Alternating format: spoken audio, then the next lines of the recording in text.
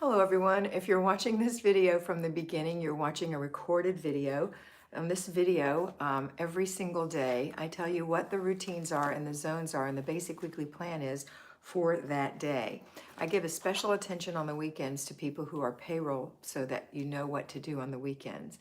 And today we're going to talk about Sunday. But first, I'm going to take 3 to 5 minutes to greet my clients, my subs, my mentees, my friends, and we're going to have a few chats there just for about 3 to 5 minutes. If you're not interested in that, you can zoom ahead until you see this, which lets you know that we're going to go into the meat of the program.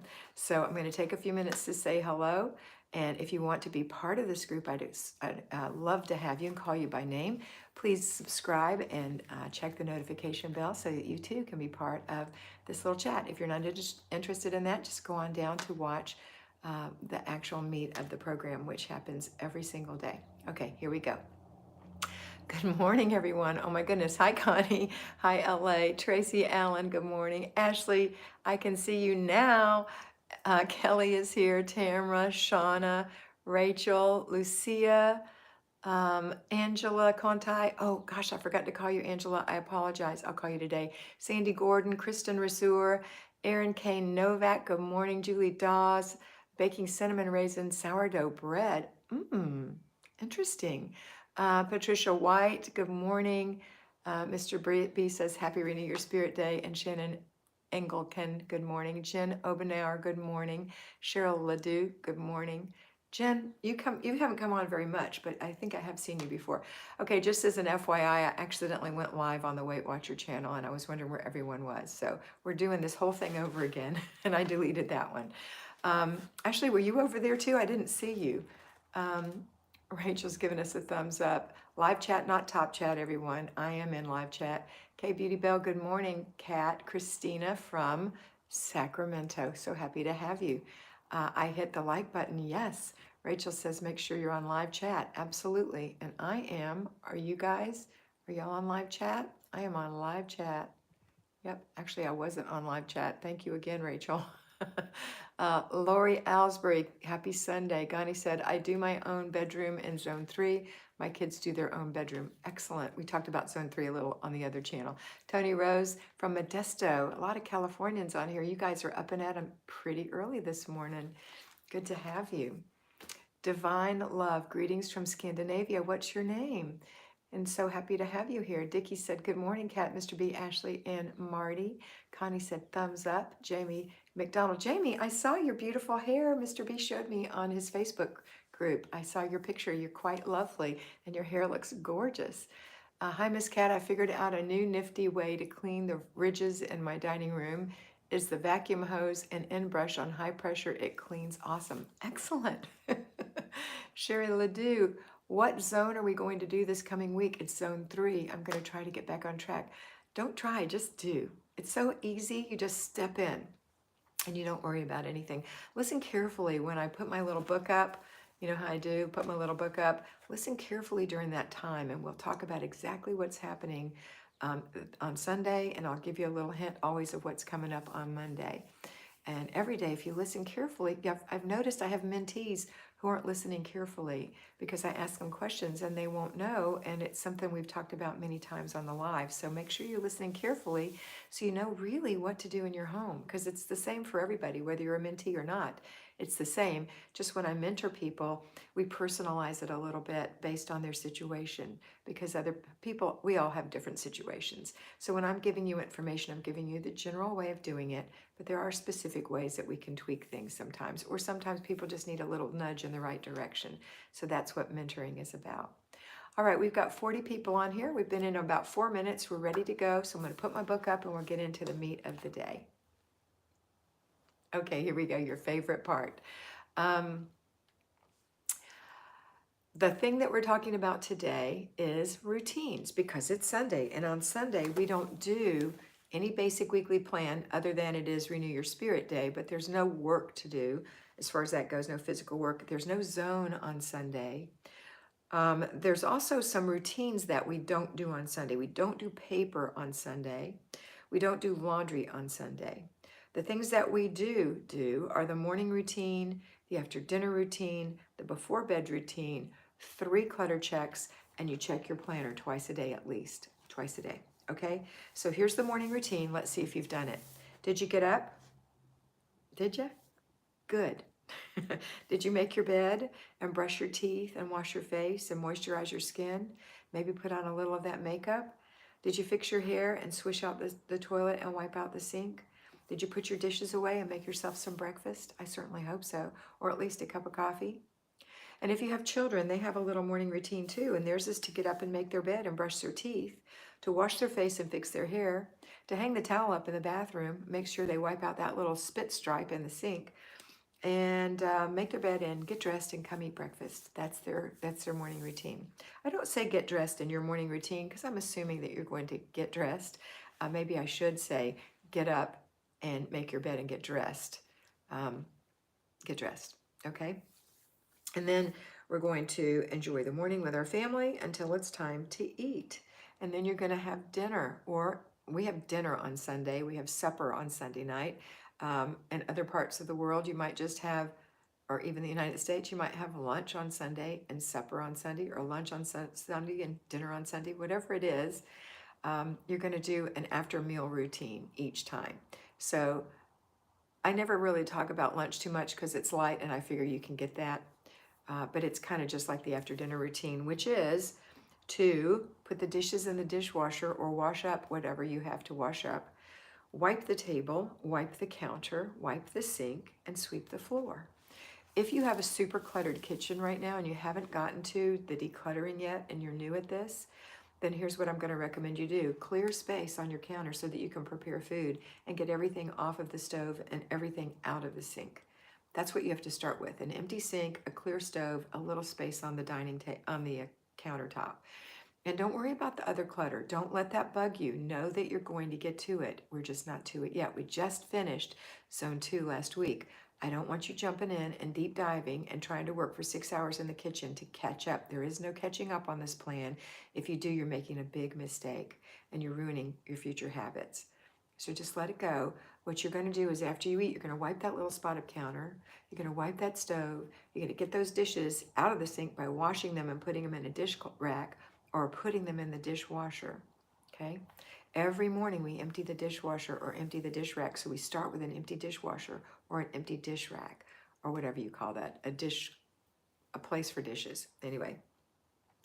And then after each meal, we're going to do a clutter check because we do link meals with clutter checks. So after breakfast, quick clutter check. After lunch, quick clutter check. After dinner or supper, quick clutter check.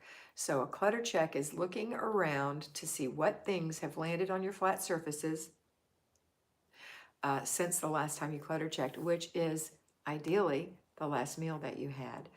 So if you've never clutter checked before, then don't worry about all the clutter that's everywhere. Just look and see what's happened since your last meal. So if you look around and you see new clutter, that's the clutter you're going to take care of. Once you start decluttering, like that little space that I told you to clear on your counter, just shove things over, you're going to clutter check that area to make sure nothing comes back over there. Because if you don't clutter check, it's like the ocean. It's going to come and take it over again, and you'll always be spinning your wheels. So clutter check. Each time you declutter, this next week we're going into Zone 3. We talked about that a little in the little chat earlier. Zone 3 is the bathroom, and that's like the hall bathroom. If you have a 2-story house, it's the upstairs hall bathroom. If you have a 1-story house, it's the hall bathroom. If it's your only bathroom, it's that bathroom. It's not the bathroom in the master bedroom. That's part of Zone 4. It's not the half bath under the stairs, downstairs or whatever. That is an other room, but it's not the bath we're talking about. We're talking about the bathroom that gets used fairly regularly. Baths are taken in there. Maybe it's your children's bathroom. So in that room, you're going to clean the tub and or the shower. That has to happen at least once a month.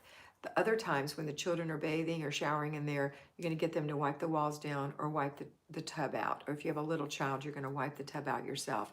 And the really cool thing is if you have a washcloth and you have some soap, soap gets rid of soap. I know it's crazy, but it's true. So soap up the rag, wipe down the sides of the tub, and then rinse it. And there you go. Okay? So that's all you'd have to do in there, or wash the walls of the shower. Now that's for daily maintenance. Washing the walls for the shower just means taking a cloth and wiping the water down, and it'll get the soap off a little bit. There won't be too much soap on that. But then once a month, you're going to give it a good clean. 15 minutes, maybe that's it. Okay, that's it. Because during the weekly home blessing hour, you're going to mop the floor every week. And every day you're going to clean the toilet and clean out the sink. So you might want to wipe the countertop off if you have room, if there's not junk all over it right now. And also give some attention if you have little boys, if they're old enough, if they're 9 or older, I recommend some pop-up cleansers, some little pop-up cloths. You could choose, there's plant-based ones, there's Clorox and Lysol-based ones, just those. Show them how to wipe the toilet ring, the lid, and the actual rim of the toilet, around the bowl of the toilet, and down on the floor if they're splashing. Because there's nothing worse than dried splash, if you know what I mean. Now you will have to clean that once a week just to make sure that they're getting it. You get one of those little cloths and do the same thing, but daily they should be taking care of that if they're splashing.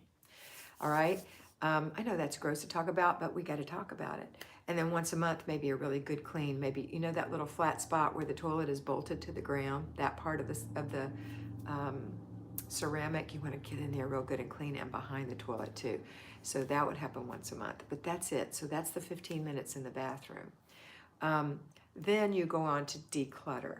So if your bathroom is filthy dirty, then maybe you just want to stay and keep cleaning the bathroom each week, all week long. Or maybe you need to declutter in that bathroom. Have you looked under the sink? Is there a linen closet in that room?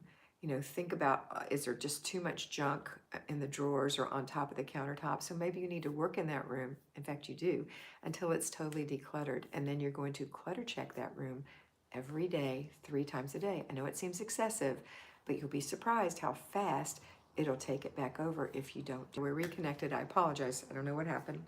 But you want to make sure your bathroom is clean and tidy.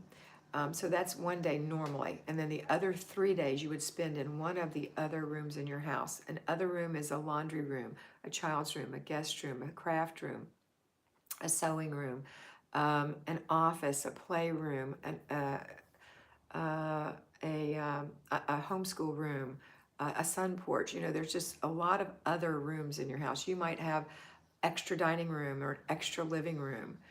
Those would be the other rooms. They're not really mainstream rooms. So you would clean one of those in zone 3 for 3 days if you only have a little bit to do in the bathroom. Otherwise, spend all week in the bathroom, all 4 days in the bathroom.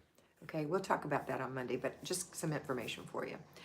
All right, how are we doing? We got a couple of minutes left. So the last thing we're going to do on Sunday, again, we don't do paper or laundry. We're going to do our before bed routine. So do it early in the day so that you're not a zombie and you don't not want to do it, or it's impossible to do it. I know that when I fall asleep, it's impossible for me to take a shower or bath, or it feels that way.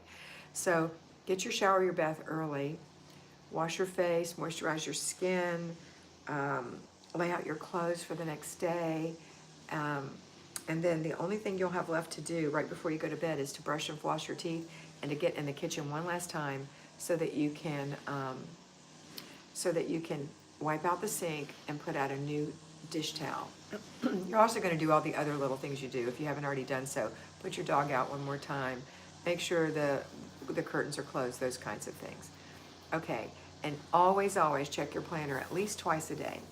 This Sunday in the afternoon is the time that our payroll followers do their planning and desk day. Sunday afternoons tend to be quiet, so that's the day you're going to do planning and desk day. It's a 4-part thing. It's food, finances, planning, and your in basket.